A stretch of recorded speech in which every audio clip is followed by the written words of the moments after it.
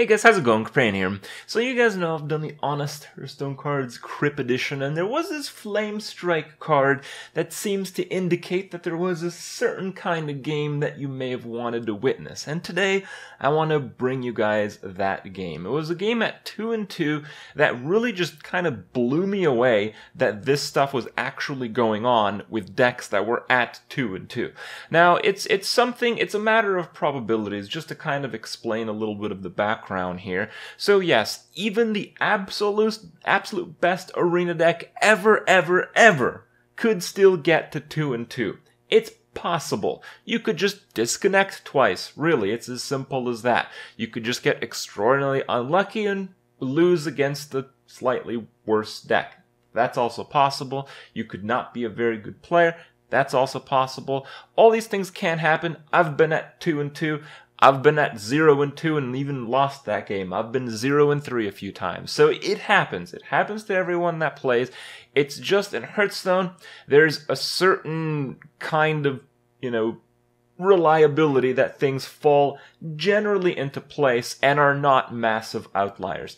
If you have a deck that looks like it'll go 12-0, well, you might get unlucky and it might go like, 10-3. That's possible. You definitely need some luck on your side to get 12 wins, let alone 12-0. So that makes sense and it's understandable, but sometimes you see decks that really are such crazy outliers that really blow your mind, and it's just, from a personal level, I feel horrible. I feel so unlucky queuing into these outliers because that's what they are.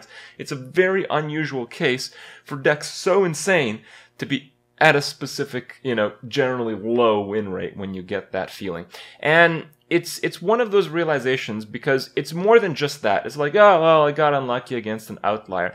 It's that depending on your score in Arena, it kind of dictates how you play. So basically when you play rank, you kind of assume people have all the cards, they copy the deck, you kind of know what they're doing, you get it. In Arena, the average deck is going to have like 0.6 Flamestrikes. So some people are going to have more than one, but, probably half or maybe even less than that of the major decks out there don't have Flamestrike at all. So, when you're at 0-0, you're just against that average, your chance to get Flamestrike on turn 7 is like 20%. So, are you going to get Flamestrike? Probably not. Are you going to take 4-1 odds to win the game? Yeah, sometimes you do that. It makes it so in your first few games in Arena, you generally don't play around much. With so many cards in the card pool, and because Arena is not in the standard format, there is a perfect answer for everything that you do. You just can't play around everything. So you just play into stuff. It's as if every single deck you're playing against is Reno Warlock. You adapt that strategy where in so many cases, more often than not, unless you can really afford to because you're so ahead, you play around basically nothing and hope for the best. When you get to high wins, you start playing around stuff because the decks that actually have 2 or 3 Flamestrikes are the decks that are capable of getting, at least in most players' hands, to 8, 9, 10, maybe 11, 12 wins. But when you're at 2-2, which is a really, for me, really bad win record, you don't expect that people have Flamestrike at all when you're playing against a mage. So your chance, on average, is definitely less than the 20% that's at the 0-0 on turn 7. So you're kind of forced into playing into this stuff, and when you get wrecked, and you get wrecked again, and you realize that again and again, this deck should not belong here, it's not just that deck should not belong here, it's that, you kind of made intelligent plays based on where you are on the win scale in Arena that got punished because of them being an outlier. So it has more of a practical means rather than a bad dice roll. And that's why it can be so frustrating. That's why sometimes I am a little bit vocal about some of the crazy stuff that I experience. And that's why we have a few of the meme cards as you've seen recently. So without further ado, here's the meme-inducing game. Enjoy. And I'll see you guys tomorrow.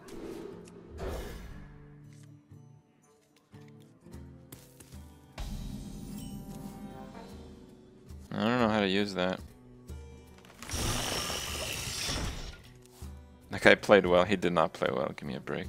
That guy went face and had no strategy. He got really lucky draws when he was running out of cards. And I had a few different ways I could take the game. I think my way was good, but apparently not. Top deck Flame Cannon with a coin.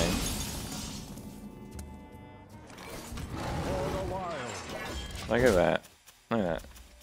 Draw the one card in the game that deals with my minion on turn 1. This is the arena that I play, guys. Oh, look at that. All late game. All late game. We have many secrets. Oh, 2 and 2. Kirintor plus a secret. Turn 3. After turn 1, Flame Cannon, perfect answer, 2-drop. This is some 12-0 bullshit right now, I'll tell you that. Oh, a 3-drop on turn 4. Wonderful. It's just as good. Yeah, I'm gonna lose. This guy is having the game of his life right now against me here. Okay. 3-drop, yay. Ready, sir. You guys have seen how likely it is to get a decent secret as a mage. When I try to pick Mad Scientist the last 3 mage drafts, I didn't get a secret. Like the whole time on the draft afterwards. The Flame Cannon is the most bullshit thing of them all, like, give me a fucking break. It couldn't even be Frostbolt. It had to be the only answer. Off the top, on turn 1. So fucking lucky. I serve the Fire Lord. Okay.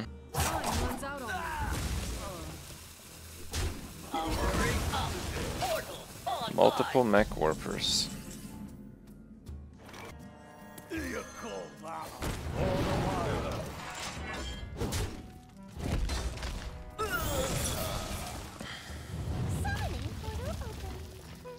Oh, here comes the mandatory Bog Creeper, by the way. This is where I instantly lose. No, this is just stupidly unlucky right now. To face this at 2 and 2 is mind-blowing. Like, he has a really small hand right now. This is the only card that's been in his hand for a while. These are just draws. Oh, Water Elemental.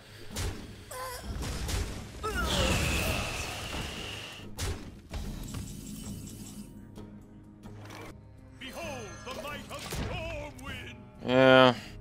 What's the draw now? Oh, no cards. Top deck Ethereal Conjure. No big deal. No, this guy's played well, but with a deck and an opener like this, you do not lose 2 times in 4 games. You just don't. This guy's played just fine. The last player I played against was pretty damn awful. But the game made him win, so he won. He pinged face. Reporting for duty.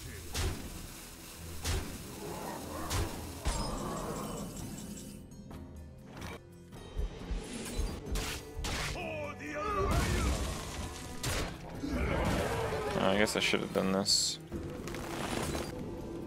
I think I have to take a swipe. Bathe in flame. Yeah, that was technically a misplay, but it didn't matter much. I mean, what was I gonna play there instead? Alright, what's the top deck now, bro? What you got? You're out of cards last turn. You got Ethereal Conjure into a spell that's probably Pyroblast, so you won the game already, but how can you win faster? Let's see it. Turn 8. Can I light your fire? Oh wow, it's actually pretty crappy.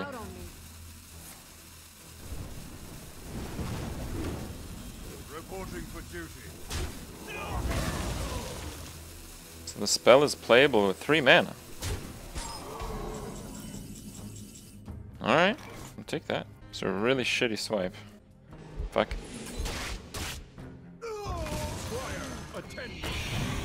Ready, sir. Nice top deck. The Starfire's terrible. Is it? It can't be Flamestrike. You can play it with 3 mana. So, I don't know. Oh my god. Frost Nova.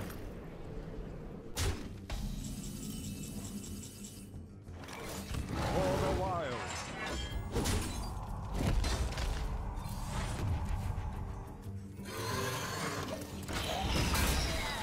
Alright, I guess the last card is Fireball, so you just won the game, right? No, I guess not. Oh, it's Flamestrike.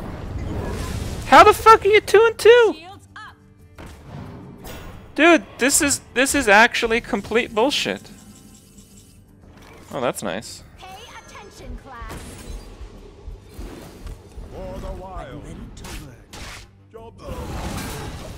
This guy has every ingredient to go 12-0. Excellent early game, removal, board clears, card sustain. Oh god.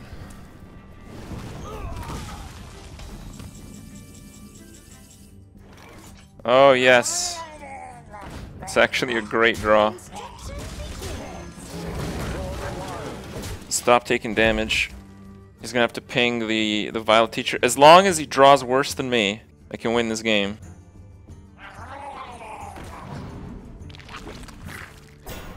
Oh boy. That's a challenging one. For the cons. Just gonna armor up, I think. It gives me some breathing room. So Drew the Clock, Volder Raider, Mech Bear Cat, War Golem. Genie's good. Farseer's pretty good too. Second Flamestrike, 2 and 2. 2 and 2, boys. Explosive fucking sheep. Seriously. Have you ever seen anything like this bullshit at 2 and 2? It's not like it's an insane Shaman deck and Shaman just gets destroyed by Rogue. It's a completely insane Mage deck. Completely insane Mage decks. Do you know what those lose to? You don't, right? Because they don't lose to anything.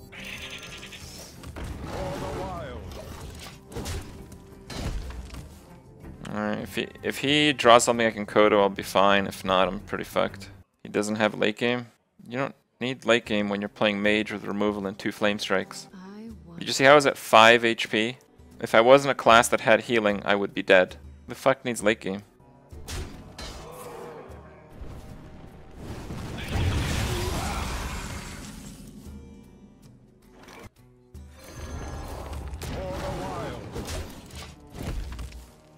That's fun. The Death Rattle went off before the Inspire and negated it. Alright, I got a good draw there. He didn't play a Mana Worm last turn. You think he's sniping me? Why would you not play a Mana Worm?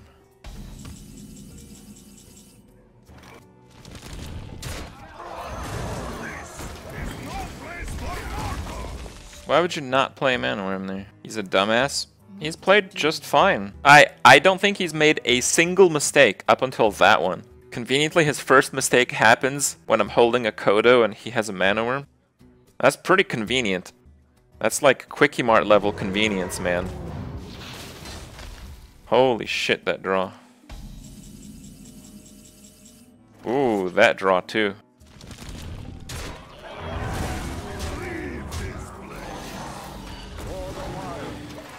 Alright. Well, if it's not Fireball top deck, I think I got this. Oh my god. It gives him another hope here.